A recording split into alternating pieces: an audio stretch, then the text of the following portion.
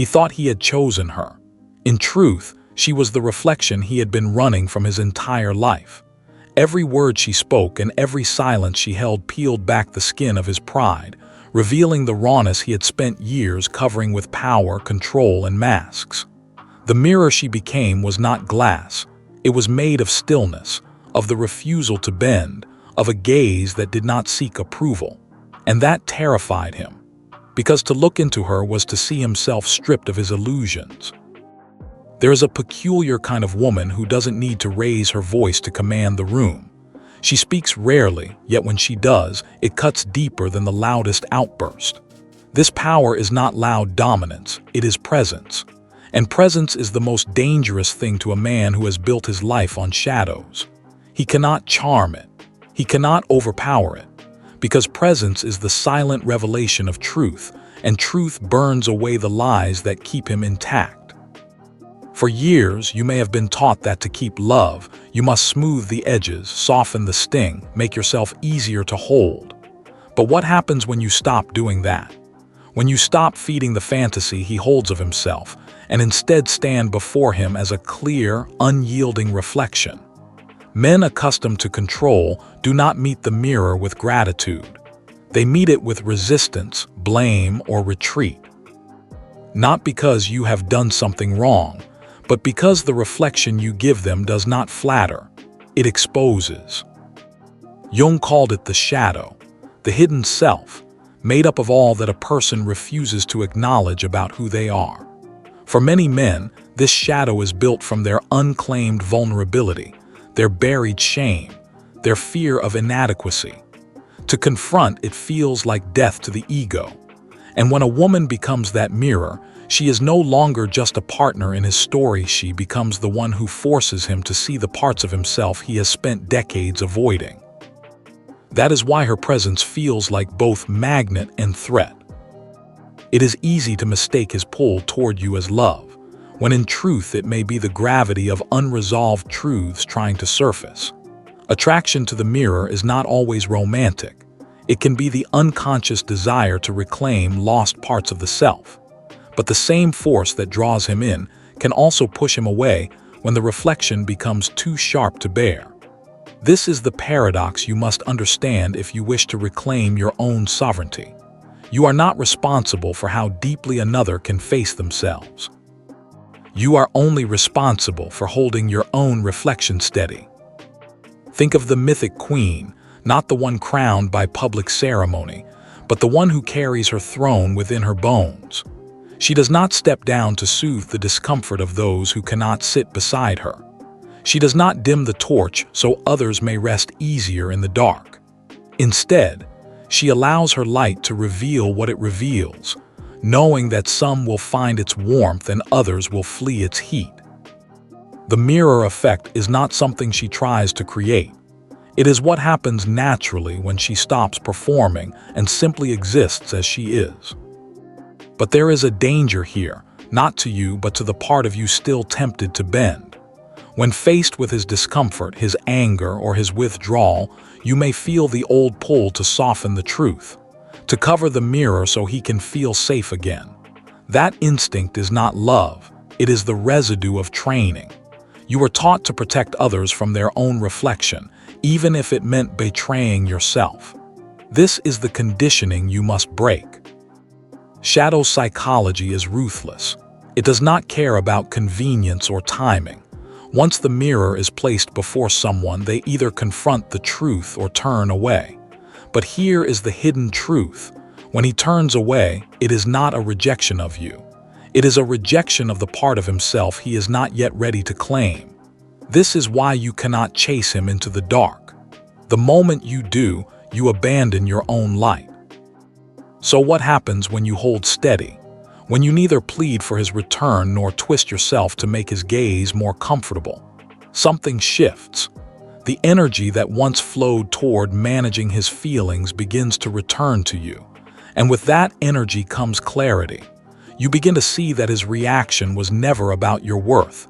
It was about his readiness. And readiness is not something you can manufacture for another. The mirror effect is both gift and test. It calls forth the truth in others, but more importantly, it calls forth the truth in you. Can you hold yourself without breaking when someone projects their unclaimed pain onto you? Can you remain grounded when they call you cold, selfish, or cruel simply because you refuse to make yourself small? And if not now, then when will you stop protecting people from the truth of themselves? He will remember her, not for the moment she gave him comfort, but for the way her presence made the lies inside him impossible to believe. Even in her absence, the mirror remained. A man cannot unsee the part of himself that has been revealed. He may try to drown it in distractions, in new faces, in the hollow victory of being desired without being known. But every woman after her will feel like a lesser echo, because none will confront him with the same unshakable clarity. That is the quiet legacy of the mirror. Its truth cannot be undone. For the woman who becomes this mirror, there is often a season of loneliness, not because she is unworthy of love, but because she refuses to accept the kind of love that depends on her blindness. It can be disorienting to step out of the familiar cycle of overgiving and realize how few can meet you without masks. Yet, this is where her true transformation begins. Without the noise of constant compromise, she starts to hear her own voice more clearly. Without bending for approval, she walks straighter, more rooted in her own gravity. Jung spoke of individuation as the process of becoming whole. For the sovereign woman, this means gathering all the fragments she once gave away in exchange for conditional affection. Every yes she never wanted to give, every silence she held to keep the peace, every self-betrayal disguised as kindness. These are the pieces she calls back to herself. And with each piece reclaimed, the mirror grows clearer. She no longer reflects the fantasies of others. She reflects reality. Men unready for this reality will call her dangerous. They will accuse her of being too much or not enough, depending on the shape of their wound. But their judgment is only the sound of their own shadow resisting exposure. A man who has made peace with himself will not fear her reflection. He will welcome it, knowing it keeps him honest. The tragedy is that such men are rare. The blessing is that when they appear, she will recognize them instantly. There is a temptation to see herself as a healer for these men, to believe that her role is to stand by them while they wrestle their shadows into submission. But this is another illusion. The mirror is not a tool for someone else's work. It is a boundary. She is not a therapist nor a savior. She is a sovereign force, and her reflection is offered freely without demand but also without compromise. Those who can face it will remain. Those who cannot will leave. Both outcomes are mercy. You may wonder how to live as such a mirror without becoming hardened or bitter. The answer is not in shutting out the world, but in refusing to distort yourself for it. This requires discernment, knowing when to speak and when to remain silent, when to stand firm and when to step back. The mirror does not chase anyone to show them the truth. It simply exists, unwavering, until the right eyes are ready to see. This is the discipline of sovereignty. To stand as such a woman is to exist outside the games that most relationships run on. She will not beg for crumbs. She will not barter her worth for temporary affection. She knows that love without truth is a transaction, and she has no interest in being bought. Her love is offered in full, but only to those who can meet it without asking her to shrink. That love, when given, is the rarest kind, because it is whole and it is real. The mirror effect is not only about others, it will turn inward as well. The same clarity she offers to the world will expose her own shadow. She will see her old patterns, her hidden fears, her unhealed wounds. And here lies the true initiation, to face her own reflection with the same honesty she demands from others. It is not easy to look at the ways she once betrayed herself. But in doing so, she becomes immune to the projections of others. No insult can wound her when she has already looked her own darkness in the eye and claimed it. Over time, she begins to see that her presence is not a curse to those who fear it, it is an invitation. Some will refuse it. Others will return to it years later, after life has softened their pride. And a few will stand before it immediately, ready to meet themselves. She owes none of them her patience, yet she offers her truth freely, because her worth is not determined by who can bear it. There will be moments when she wonders if this path is worth it, when the solitude feels sharp, when the echoes of her old life call her back to easier, softer lies. But she will remember that the cost of dimming herself is far greater than the cost of standing alone. And she will choose, again and again, to be the mirror. Because once she has tasted the freedom of being whole, there is no going back to fragments. And yet, a question lingers in the quiet. If the mirror can reveal so much, what happens when she finally meets someone who does not turn away? When she meets the one who does not turn away, the energy in the room changes. There is no flinch, no deflection, no frantic scramble to rearrange himself into a more flattering shape. Instead, he stands there and meets her gaze without armor. It is not that he has no shadow, everyone does, but that he no longer fears it. He has walked through his own darkness enough times to recognize the mirror not as a threat, but as an ally. This is the man who will not confuse her clarity with cruelty, who will not resent the light that reveals him as he is. With him, the mirror becomes something new. It is no longer only a boundary, it becomes a shared field of truth. They both stand in it, equally exposed, equally seen. There is no game of concealment, no desperate need to control the narrative. In its place is the quiet strength of two people who would rather face the discomfort of reality than hide behind illusions. This is a different kind of intimacy, one not built on dependency, but on mutual sovereignty. Yet even in such a meeting, she does not abandon her vigilance. She understands that people can lose themselves even after finding their center. She knows that the work of facing one's shadow is never complete. So she watches, not with suspicion, but with the deep awareness that truth must be nurtured or it will erode. This awareness does not make her hard, it makes her steady. The dynamic between them is not one of saving or fixing. She does not mistake his openness for perfection, and he does not mistake her presence for a cure. They are two whole beings, walking side by side, each responsible for their own light and their own darkness. And in that space, love becomes something fierce and clean. There is no need for the constant reassurance demanded by fragile egos. Their reassurance comes from the knowledge that they are both choosing to stay, fully aware of what they are staying for. This is the reward she never knew she was building toward during the long nights of solitude. Every moment she refused to shrink, every goodbye she allowed instead of chasing, every uncomfortable truth she let stand instead of softening, it all led here, to the place where love no longer asks her to abandon herself, to the place where her worth is not in question. But make no mistake, this union is not the climax of her story. It is a continuation. The mirror remains her nature, and she knows that even those who can face it today might turn away tomorrow if they stop doing their own work. That is why she holds her boundaries without apology. She will not be lulled into the false security of thinking the work is done. For the woman who lives as a mirror, life is a constant dance with truth. Some days it feels effortless, the light pouring through her with ease. Other days it feels heavy, the weight of her own reflection pressing on her shoulders. But she does not run from it. She understands that the mirror is not a weapon, nor a burden. It is a gift. And the gift is not for everyone. In moments of doubt, she recalls the faces of those who tried to shatter her reflection, who called her too much, too cold, too honest.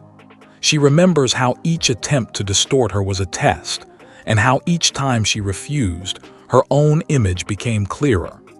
She has learned that to be the mirror is to accept that some will leave, and to trust that the ones who remain will be the ones worth standing beside. She will also see that the mirror works both ways in love. Just as she reflects him, he reflects her.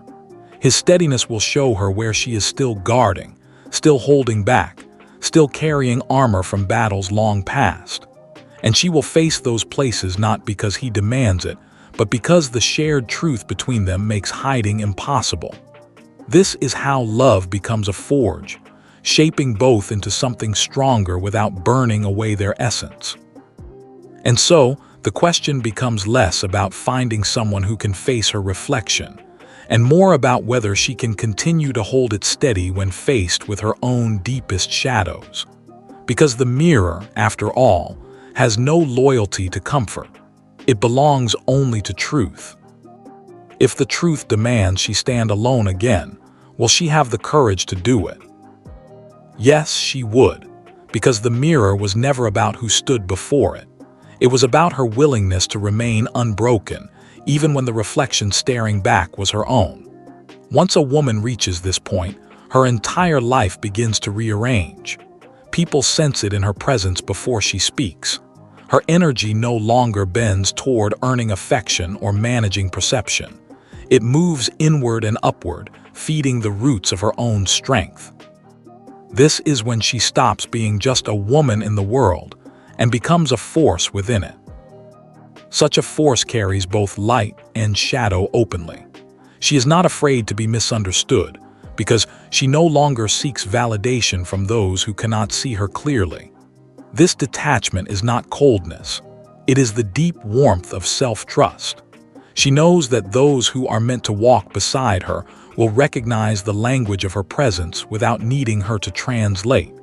And those who cannot hear it will pass her by without wounding her sense of worth. Her boundaries now feel less like walls and more like the edges of sacred ground. To step into her life is to enter a place where truth is not optional. There is no indulgence for half-truths, for games of power, for manipulations disguised as love. She does not need to fight against these things. They simply cannot breathe in her air. The mirror strips them bare, and without the comfort of illusion, they dissolve.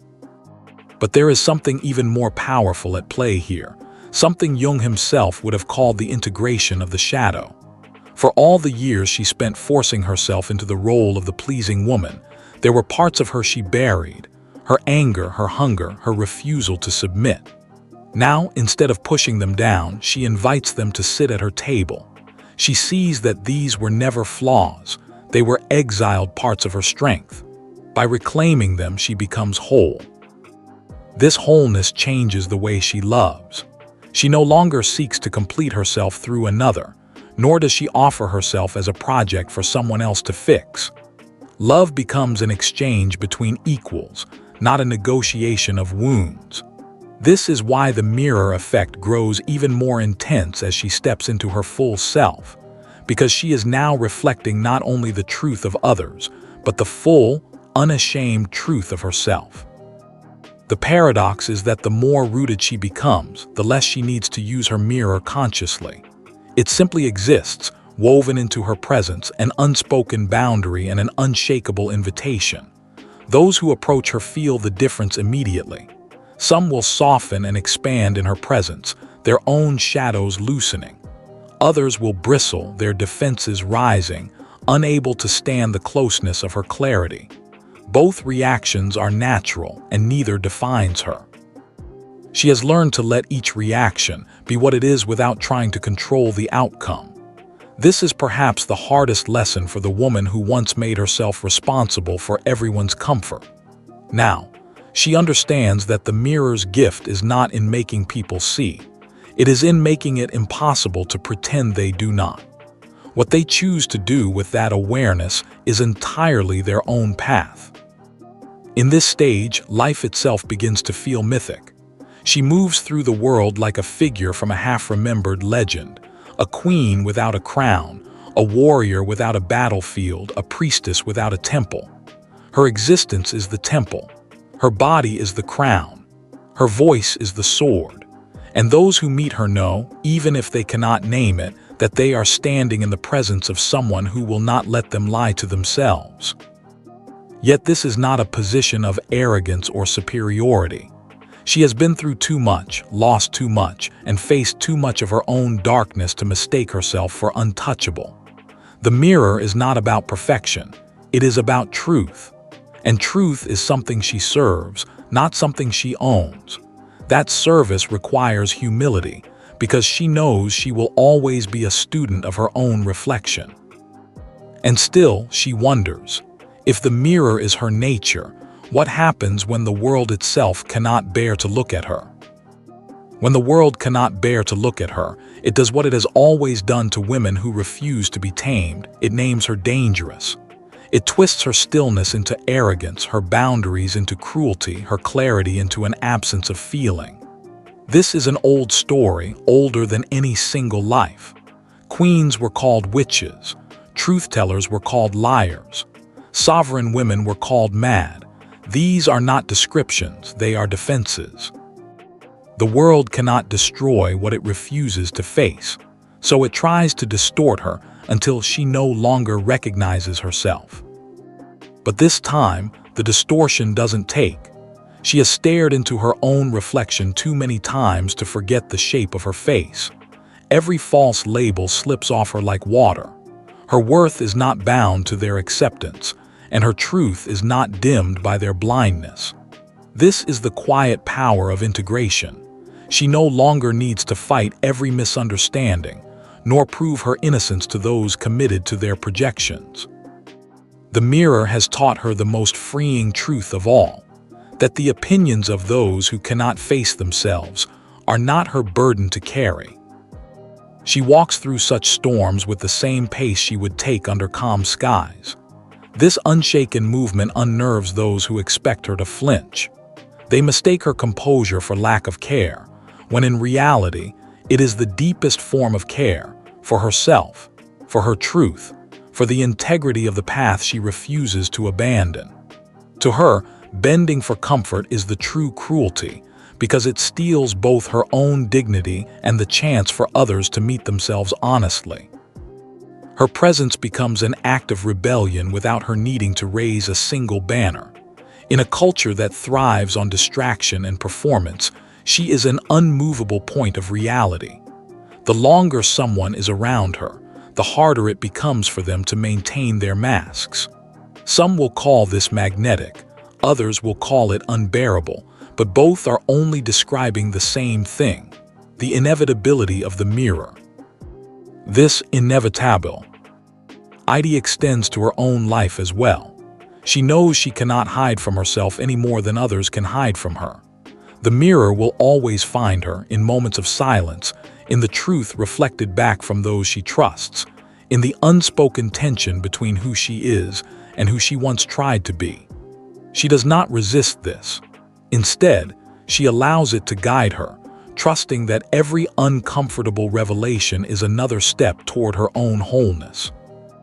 And yet, there are days when the weight of it all feels almost unbearable. Days when she wishes she could slip into the comfort of illusion, if only for an hour. Days when the loneliness is sharp enough to cut.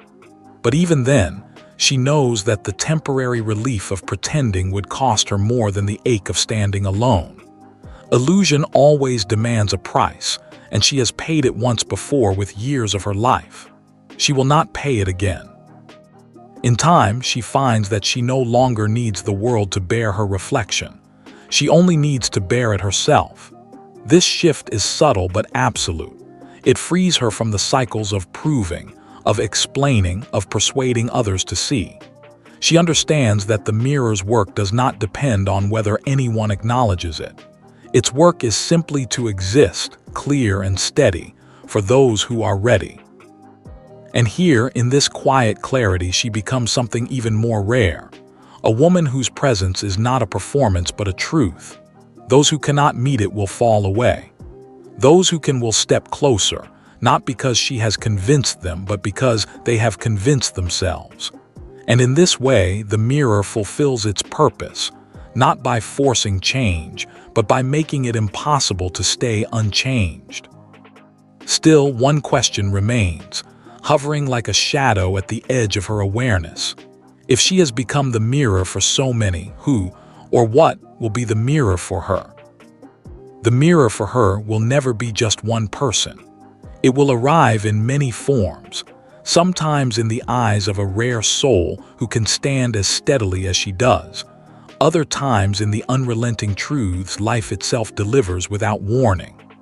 It may be a sudden loss that strips away her certainties, or a quiet moment alone when she catches herself avoiding a feeling she thought she had mastered.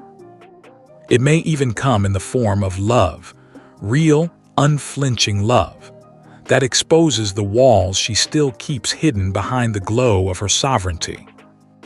Unlike those who shatter when faced with their reflection, she welcomes these mirrors, not because the process is painless, but because she knows the alternative is far worse. To be without a mirror is to drift back into illusion, to lose the sharp edge of truth she has fought so hard to hold. She understands now that no one outgrows the need for reflection. Even the most sovereign heart can be softened, humbled, and expanded by being truly seen. When such a mirror appears, she does not shrink. She does not run. She meets it as she once demanded others meet her, open-eyed, unflinching, willing to let the truth undo what no longer serves. In these moments, she feels the same discomfort she once inspired in others, and it humbles her. It reminds her that sovereignty is not the absence of vulnerability. It is the willingness to walk through it without surrendering to fear. This is where her story deepens. The mirror effect was never meant to be a weapon she carried outward into the world alone. It was also meant to turn inward, again and again, sharpening her until she becomes the purest version of herself. Each time she allows herself to be reflected back in full, she sheds another layer of performance, another remnant of the woman she used to be. In this way, she becomes her own mirror as well. She learns to pause before her own reactions, to question the stories she tells herself, to see where her pride hides the places she still needs to grow. This self-reflection is not self-punishment. It is self-respect. She owes herself the same truth she has always demanded from others. With this practice, her relationships, whether romantic, platonic, or passing, begin to transform. She no longer attracts only those seeking her light. She also attracts those who can meet her in the dark. These are the companions who know how to stand in truth without trying to control it, who understand that the point of a mirror is not to flatter but to reveal. They do not idolize her, nor do they fear her.